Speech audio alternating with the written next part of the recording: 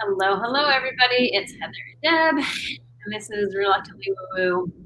This is episode 18. Ready, Deb? I'm ready. I'm Ready? ready. Let's get So, raw. yeah.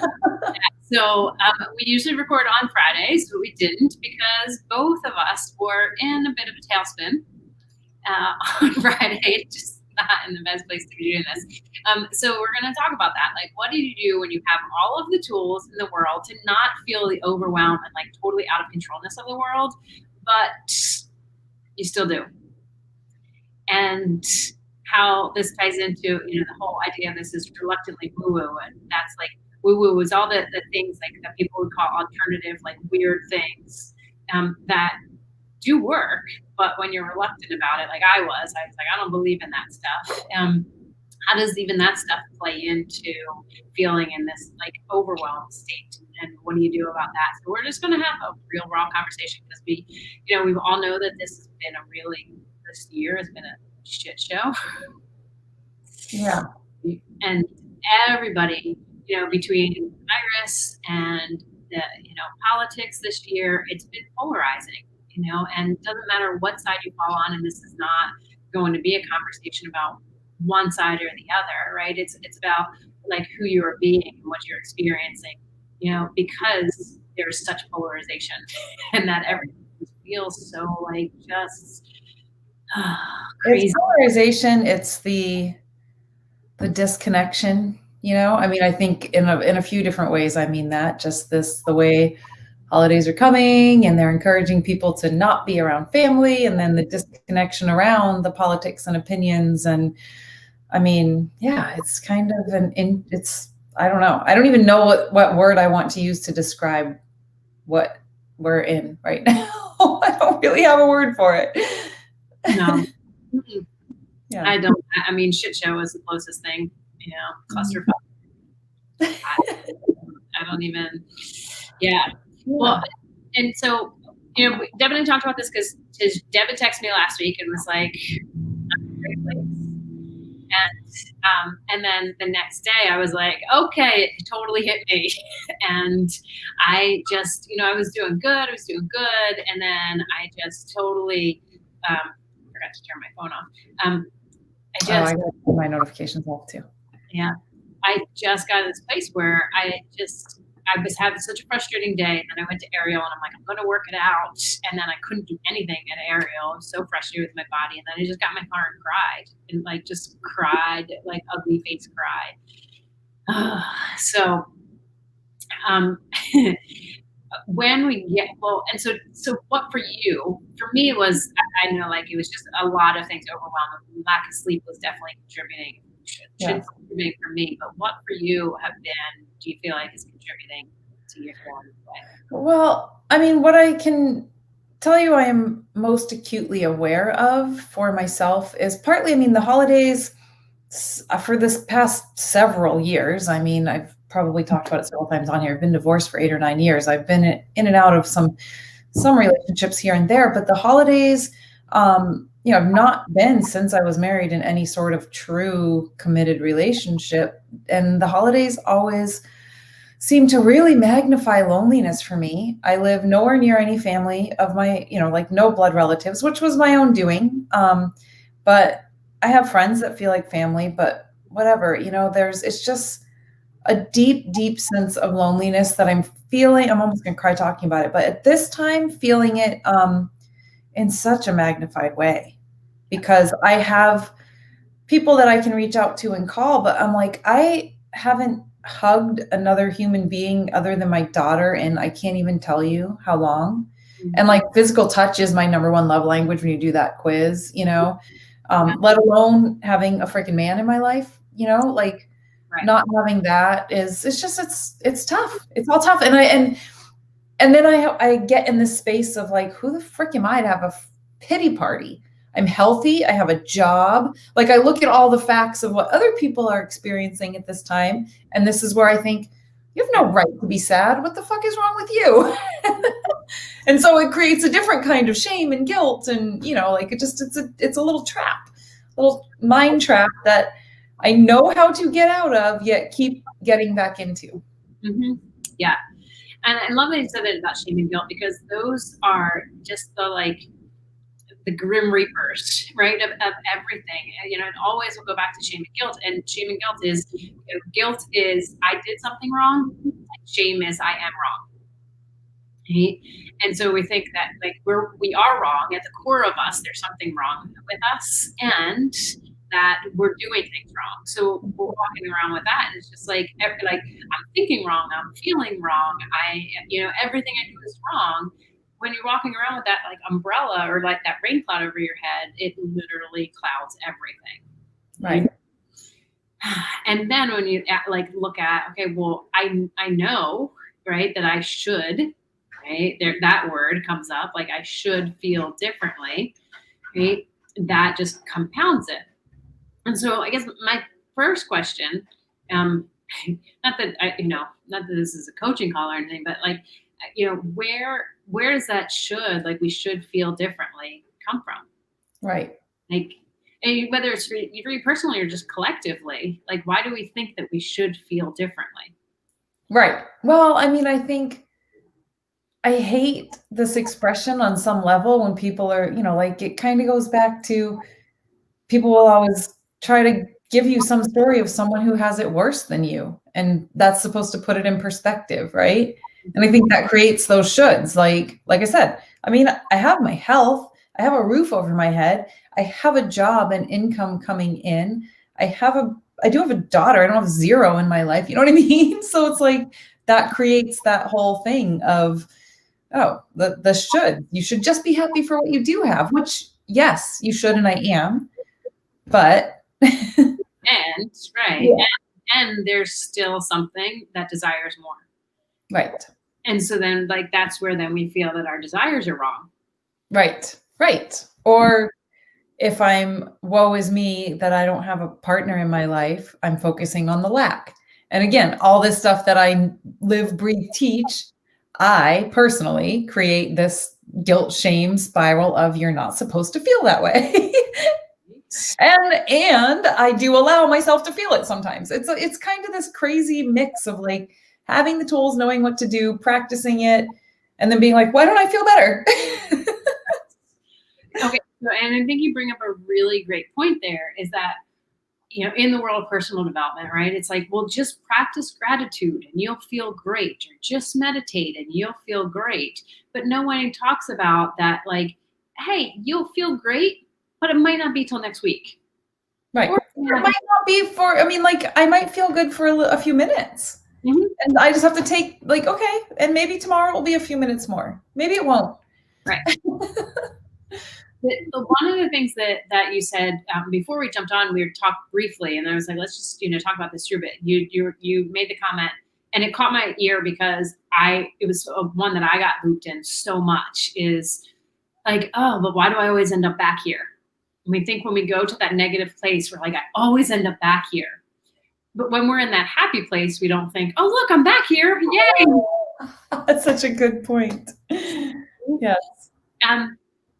And so I live in North Carolina, and it's the winter, we're getting into the winter time, which really is nothing compared to like what both you and I grew up at in the Northeast. Right? But it's cold, right? And that's what happens in the winter. It gets cold, right? And I don't think like anything outside in nature is like, why do we end up here again? Cold and dreary. It's just, this is the cycle, right? Yeah. This is the cycle of life. As humans, like we go through this cycle. As women, we go through 28-day cycles, right? And then we also have our daily cycles that we go through as well. And when we constantly think like, I shouldn't be in this part of my cycle. But reality is, it just is.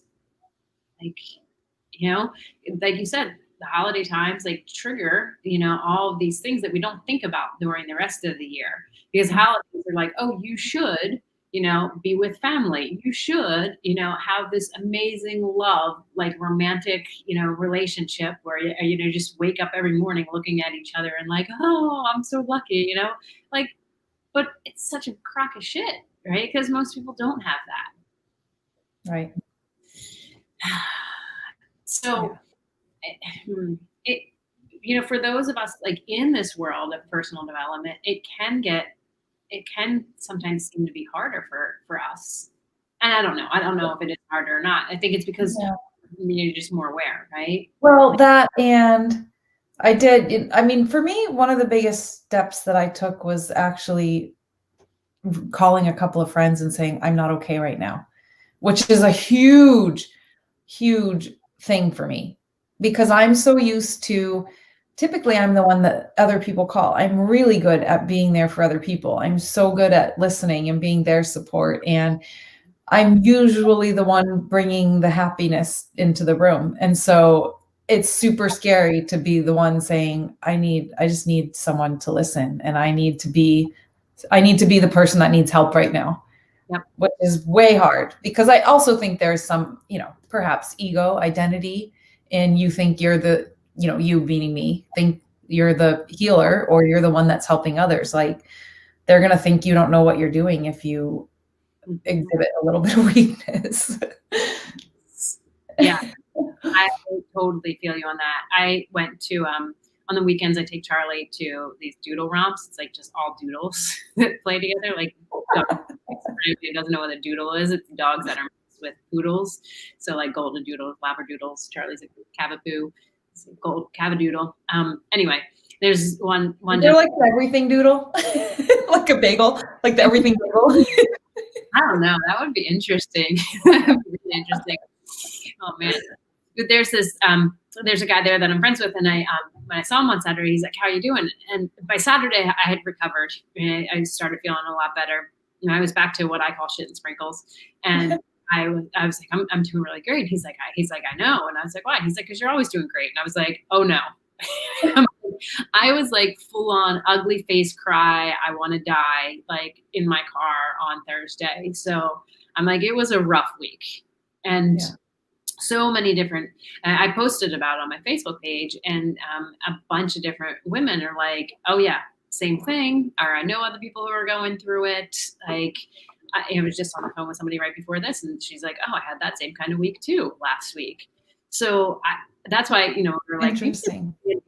Like, they're literally, I don't know enough about astrology, to know. And this is where we get into woo woo, but I have a calendar. It was the, what was it?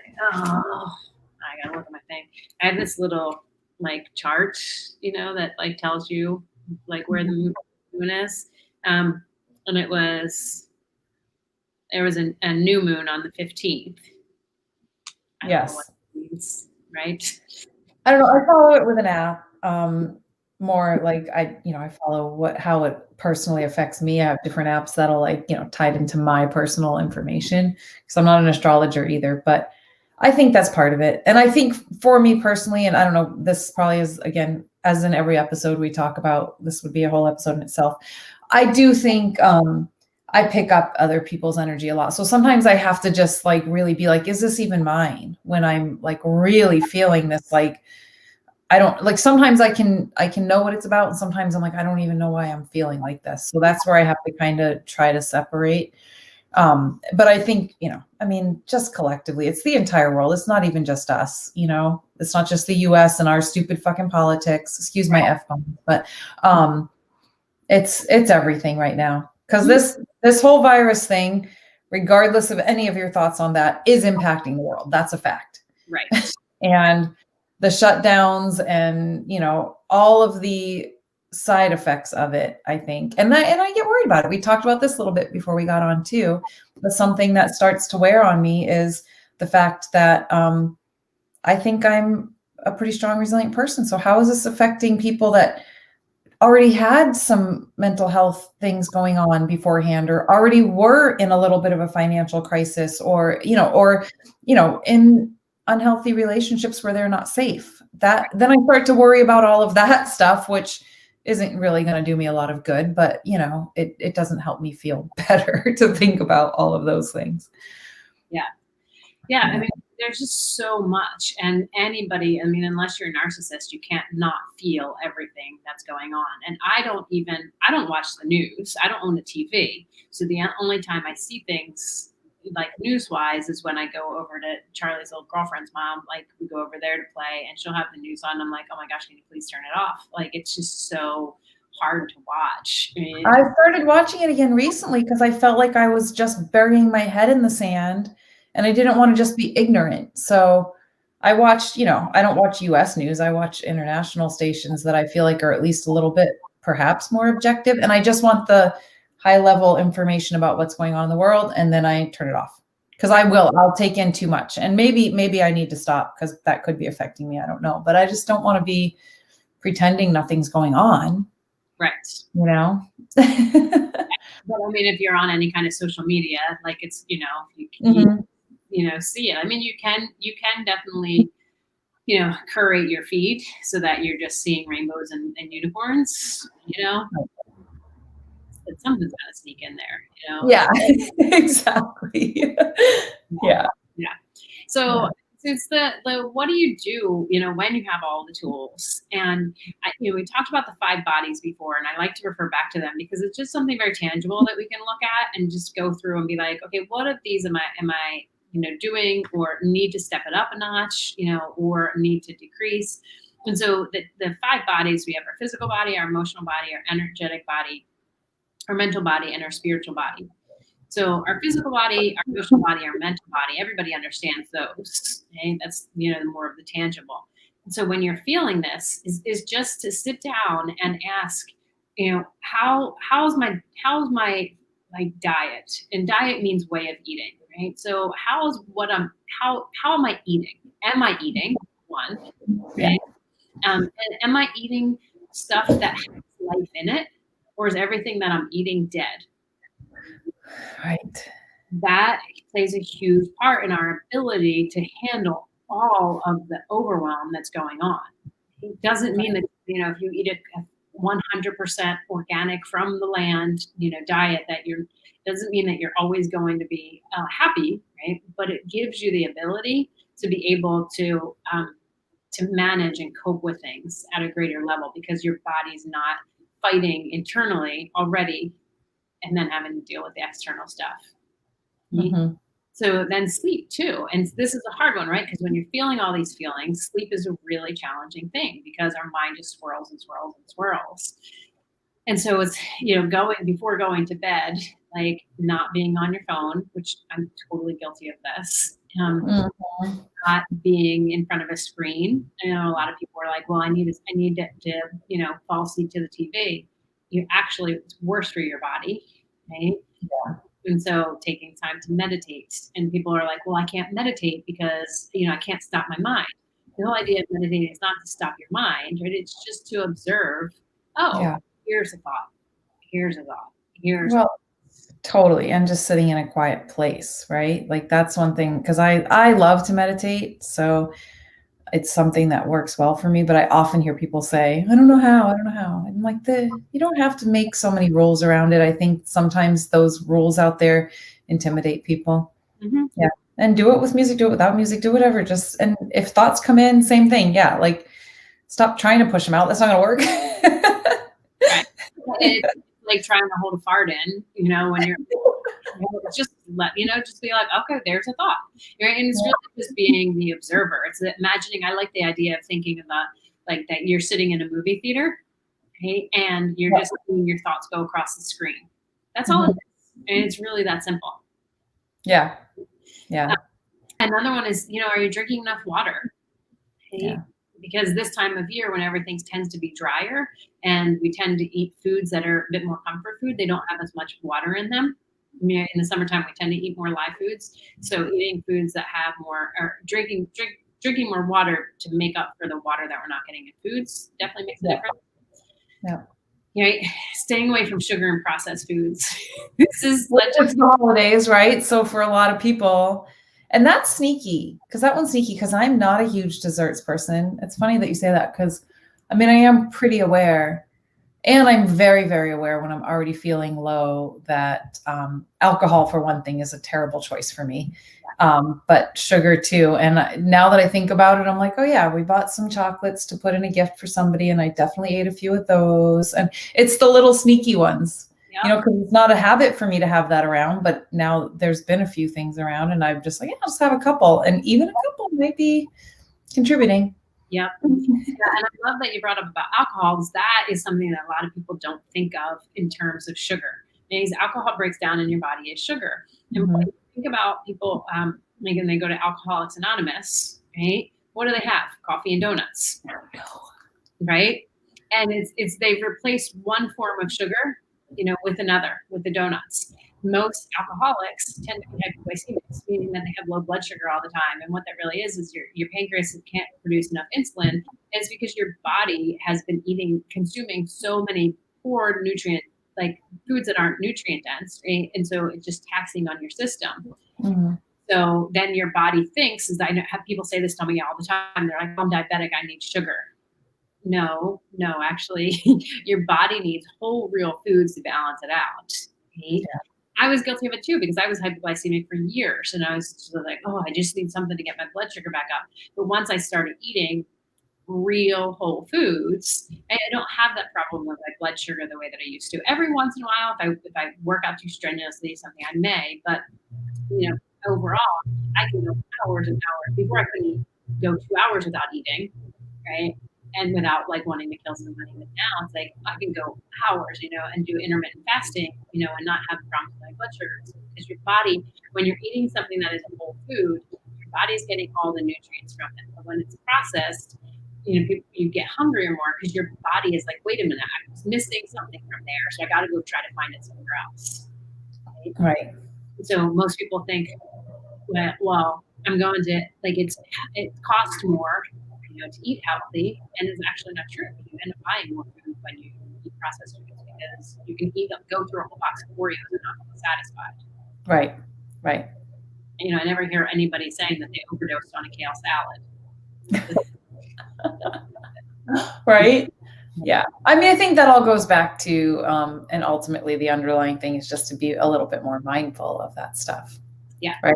Because it is, I mean, yeah, when you have a box of cookies or whatever, I think a lot of times people eat them without thinking a lot about how many you're reaching for and why are you eating that, right? I mean, that's if what we're talking about is dealing with emotions and stuff like that, really kind of noticing, are you looking at that food to fulfill something else, or are you looking at it to nourish your body?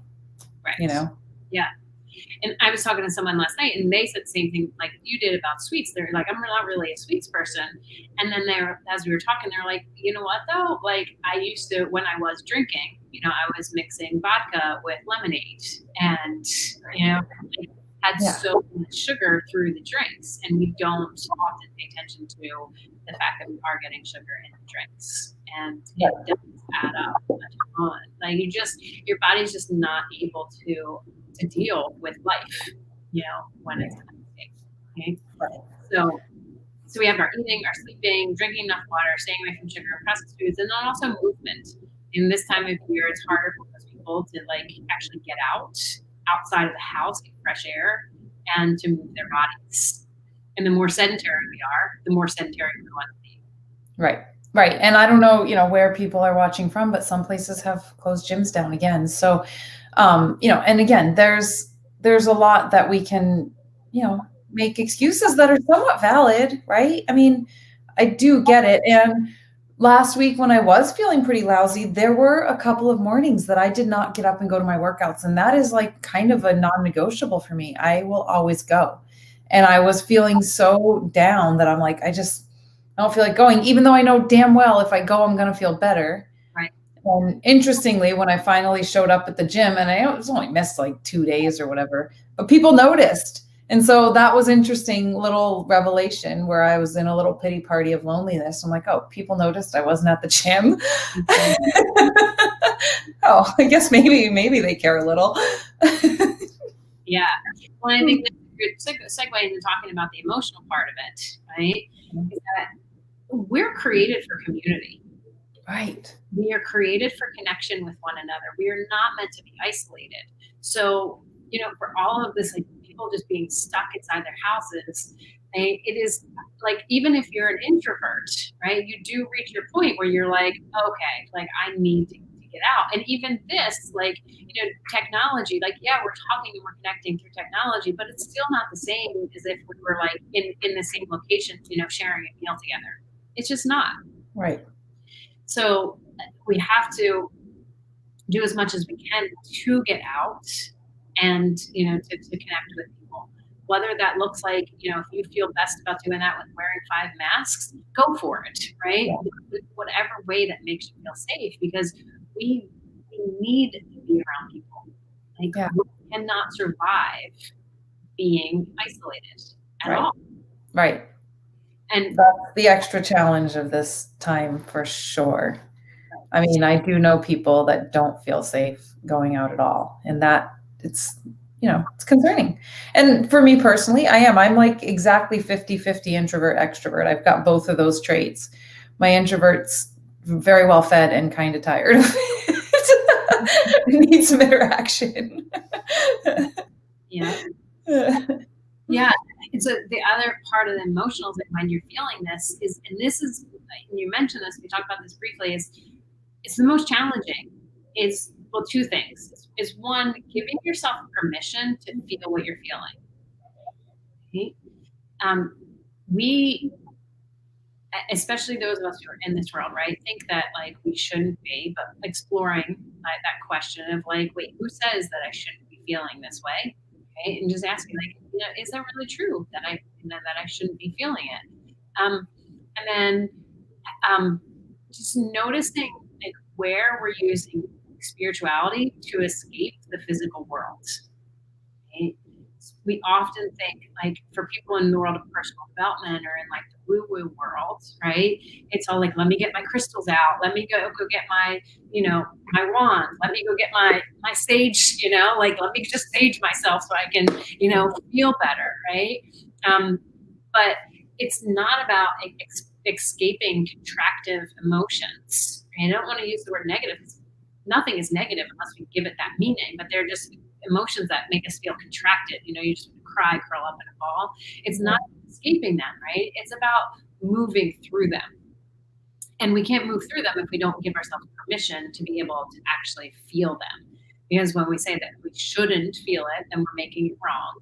And then it stops it right in its tracks, and then it's stuck there. And then this is when people, come to us as body code practitioners, because they have all these emotions that are stuck inside of them. Yeah. And so it's just permission to feel what you're feeling. The second thing, and that you mentioned already, is just asking for a witness. Yeah. That's huge. And I don't even think that's just a feminine thing, although I do think for women it is very big, right? But because I see with my male clients as well, like they get on the phone and, it could be like the end of the session and I'm like, okay, gotta go. Like, and they just, like, they just. I would venture to guess for them to have permission is probably an even bigger deal, because traditionally, obviously, there's masculine, feminine in all of us, but somebody who's more masculinely inclined has probably been trained to squash even more than we as women were. Yep. So you give a man or a masculine person the permission to spill it, they're probably going to be like, oh my God, that feels so much better. Yeah, it's so true. I see that so much with my male clients. Mm-hmm.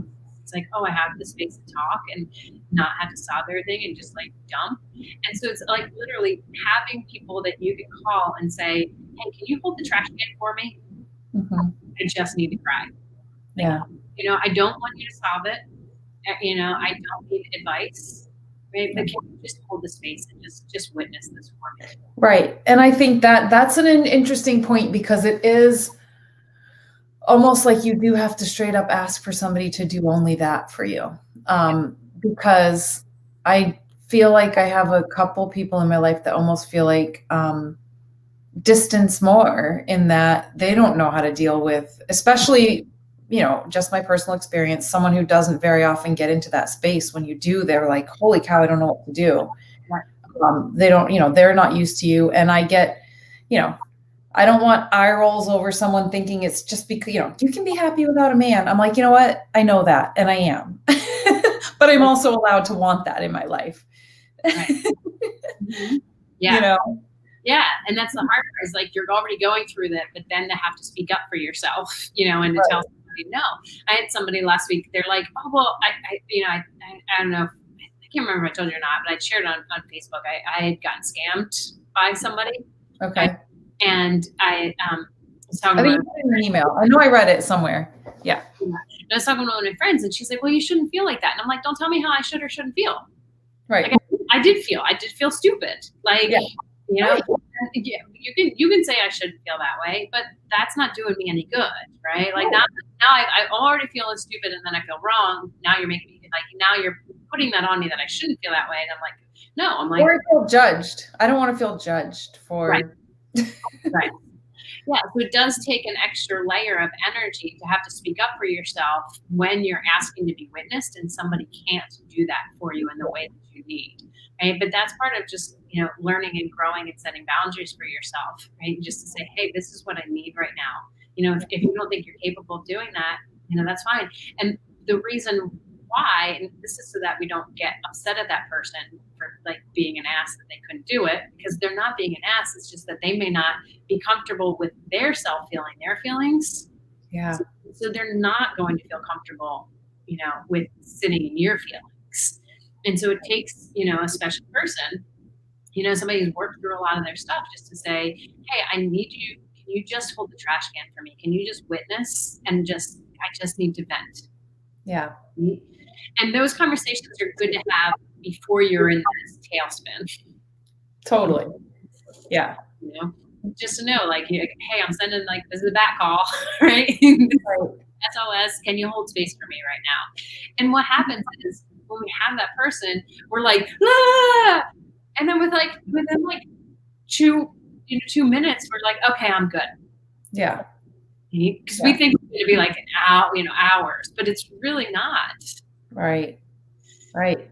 I mean, I think so.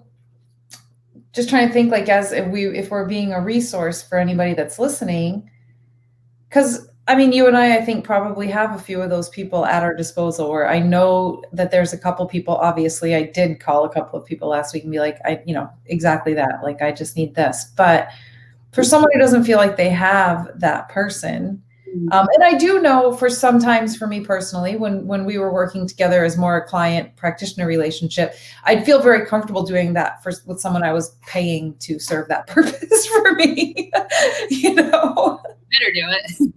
Yeah. Yeah.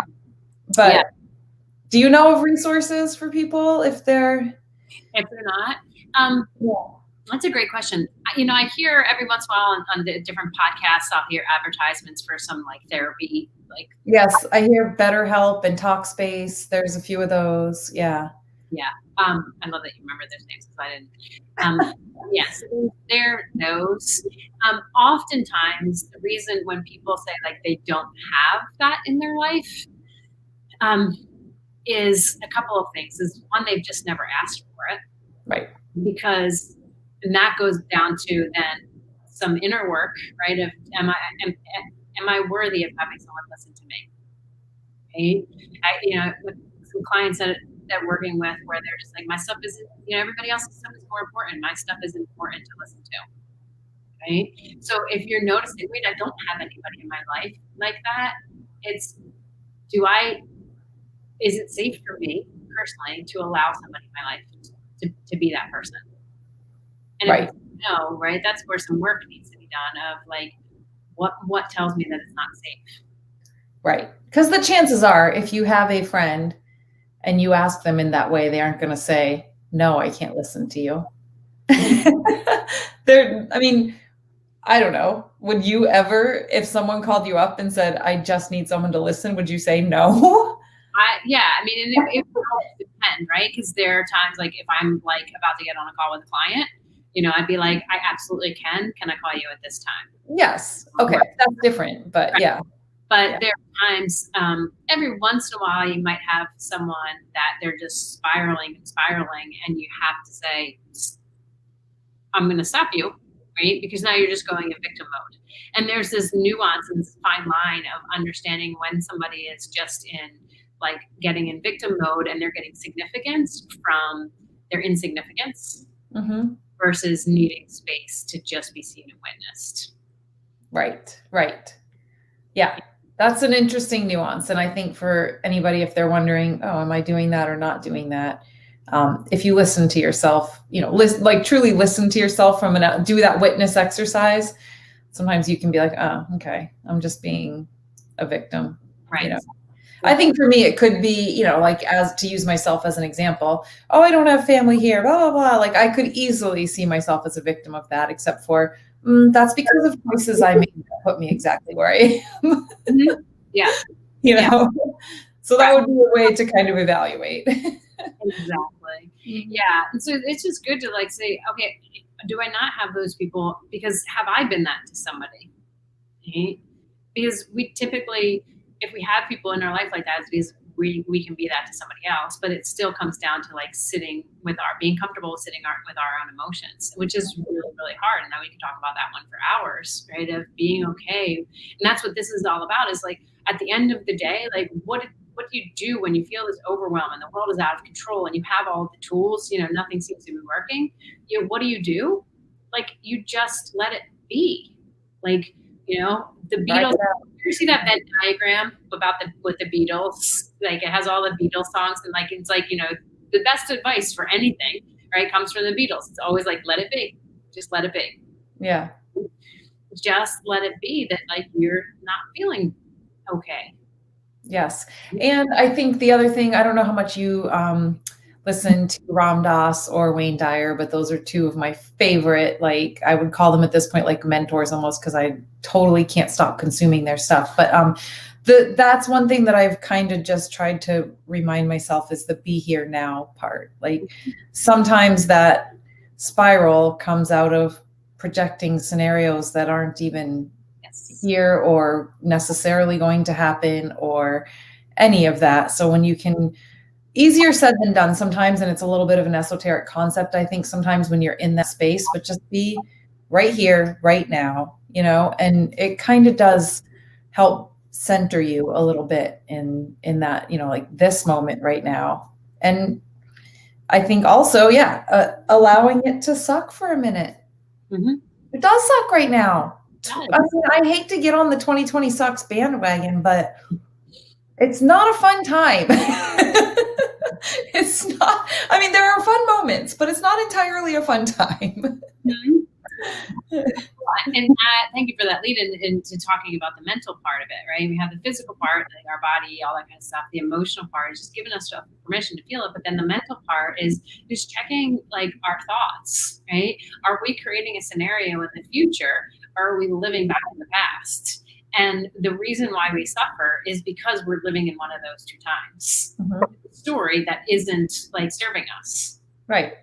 And may not even be true. Mm-hmm. Right. Yeah. Right. So just going back to the observing your thoughts, being aware of your thoughts, and just noticing what they are, right? Am I creating a scenario about the future that hasn't happened yet? Because we're looking at the future with the level of knowledge that we have now, but by the time we get to the future, we're going to be a different person. And so whatever happens in the future, we're going to be handling it from a different level of consciousness than we're handling it now, because you're just constantly evolving and growing. Right? And noticing too, what is it about the drama that I get off on? Yep. That's a big one. Yeah. Cause I love me some shadow work, and there's a payoff somewhere in that. Right. Yeah. And one of the things that I love about, in the mental arena is thinking about what I call consciously blabbing. Okay? Is that we're always blabbing. We're always saying these things, and we're either saying things that are creating a future that we want, or creating a future that we don't want. And I personally hate affirmations and incantations and stuff. Yeah. Well, I love them when, right? I will. Here's my caveat is that when there's somebody's well, just say I, if you were I, trying to think of something, I'm with the love of my life, and you're just you right now, you can't be screaming like, I'm with the love of my life, and be like, oh, I really feel that, because you're like, I'm not, right? Right.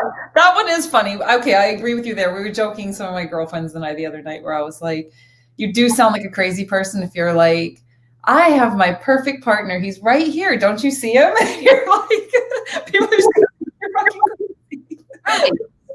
Right. So I like having transition words, because when we're saying something that our subconscious can't believe, doesn't believe, and it's throwing up that BS card, right? Then we need to do something to bridge the gap, right, between where we want to be and where we are. And a transition word, like, I'm beginning to be open to having the love of my life come in, right? So for Blab, it's beginning, and then L is learning. I'm learning how to be open, to the love of my life. And the A is allowing. So I'm allowing space, for the love of my life to come in. And the other B is becoming. Like, I'm becoming someone, who's happily in a relationship. Right? It's like, and you can use other words for sure, right? But it's just, what are some words that like bridge the gap from where you are to where you want to be? I think that's good. I think that's a good, like, people can choose either one. Because I've heard other people put it that any time that you're saying I will have, or, I think you have a little bit different nuance on it, which does make sense. But that then you're kind of in that space of lack, some would argue. But I do agree with you that there's like your brain has to buy in. Mm-hmm. And I believe in I am statements, as in the, I am abundant, I am healthy. I believe in training your brain with those for sure. But I also do definitely see where sometimes you're like, yeah, right. Like, your brain is going to call some bullshit. So you need a little in between. Yeah. Yeah. And be okay with that, because, if you're not, again, if you're like, well, I don't feel abundant, but I should, I'm 6 months behind on my rent, I can't find a job, I am abundant. Right. Right? Yeah. It's a little bit easier to like, okay, I'm learning how to pivot and create new income. Yeah. That's a little bit easier to handle, right? Yeah. I'm beginning to be open to new possibilities of income. Right. It's just like, you don't go from like coming out of the womb to like knowing how to drive. Like, there's lots of steps in between. Yeah. So, and another way to become aware of your conscious thoughts is to journal. Some people just love journaling, right? Whether it's, I'm not a big journaler, I can't stand it. But like, I'm all about it. Yeah. For me, I'm just like, my D personality and the disc is like to like, I just get it done. Like, I like bullet points, but like to sit and write, dreadful.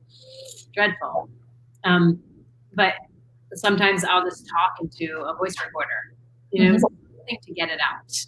Yeah. And going back to the body is like, movement is so important, right? To get it out. And, a lot of women are into dance and movement because all this stuff gets trapped in your body. And so your body code sessions to release it. Like, just moving your body, like, stuff gets stagnant. And so whatever form of movement that looks like for you, you will never see me dancing, right? But like, I can sit here in my chair and sway, or I can jump on my trampoline, right? But works for you. Absolutely. Yeah. And so you're doing all of those things in the physical, the mental, and the emotional, and you're still feeling the swirl. Okay? Then there's okay, let's jump into the energy work world. Mm-hmm. Okay, let's go to the woo-woo and see, because as you mentioned earlier, it might be somebody else's stuff. Yeah. And you might need to bust out your sage. My poor sage got like burnt now pretty far. That's funny. I do like that you kind of touched on the tools, the sage, the stones, the crystals. I have some of that stuff. I have very much always been committed to, I don't want to use it as a crutch. So I don't want to rely on, it's an assistant. It's something kind of fun to see how it works. But I would urge most people, I don't know, I don't want anybody to be like, I can't possibly move forward because I don't have my quartz right here. Just be careful with those, would be my warning to anybody watching, is, that stuff can help, but it's not it's the inner stuff that I think. Right, right. But sometimes we do just get stuck. When I came Yeah. back from my second trip to Rhythmia, and I may have talked about this. My second trip to words are not happening today. My second trip, I had come back and I thought I would be just in this great place, but I was a whirlwind and just couldn't stop crying. And I literally was saying to one of my best friends, I was like, I'm going to go to the ocean and surf, and I'm going to drown just because I'm going to freeze to death or I'm exhausted. And she was like, Heather, and I'm like, I'm saying it out loud because I just needed to be witnessed so that, I Right. don't go down there. I just needed out of me. But I was doing all of the things, right? I just needed, some assistance and had Yeah. some remote work done with a shaman and, just did a bunch of different energy things because the energy was stuck and needed to be like moved out. And so, it's okay to ask for assistance. Totally. Yeah. Or to buy into these woo-woo practices. I don't know. I mean, obviously, we both are big proponents of energy work. I'm getting super into like tarot readings because it gives me a little bit of clarity and comfort around sometimes like, oh, okay. Usually the way I see it, it's basically just kind of showing me my intuition is pretty spot on. But, it can kind of show me, okay, it's just time to be patient with the process right now or whatever it reveals to me. I do find that stuff kind of soothes me a little bit, for lack of a better word, Yeah. Well, I love it. Like you're just making perfect lead-ins to the next things because the next is after, we look at the physical and the emotional and the mental, the energetic and the mental is looking at the spiritual. Like what connects you to your source, right? Mhm. And everybody's got their own, we're not here to tell somebody what to believe. But everybody's got their own connection to whatever you refer to source as, right? And so, have you been spending time praying or meditating or being out in nature or like you said, like just doing something, some kind of ritual that like, whether it's through tarot cards or something to say, oh, wait a minute, like, let me just connect back to myself. Yeah. And I love that you said it that way too, because I do think sometimes that is where, I don't know, depending on, again, what you follow, what you believe in, anytime we're feeling that level of unsettled, it really is an indicator of disconnection from your source. Yep. And I do buy into that. And it's interesting how I can be like, oh, well, did I do my meditation the last couple of days? Because also on top of everything, my full-time job, my work has been absolutely like so busy that I can barely keep up. And it's like kind of almost outside of my awareness, I've been pushing aside some of those things because like I don't even realize how much my workday has creeped in, and then I'm freaking tired and I'm like, wait, I didn't even do that today, and it's so important to me. Mm-hmm. So it's just kind of a nice little reminder of, yep, you do need this meditation piece. Like that's a huge part of keeping me in my little homeostasis. Yep. Yeah. Yeah, it's so big, and a lot of times people just overlook those things at all. Those, like, I call them sacred rituals, whatever, you want to call that, keeps you grounded and balanced and connected, because at the end of the day, we are human beings having a spiritual experience. And, when we keep when we feel things that we don't want to feel, and we do everything we can to run away from those feelings, right? It's basically like Kyle Cease.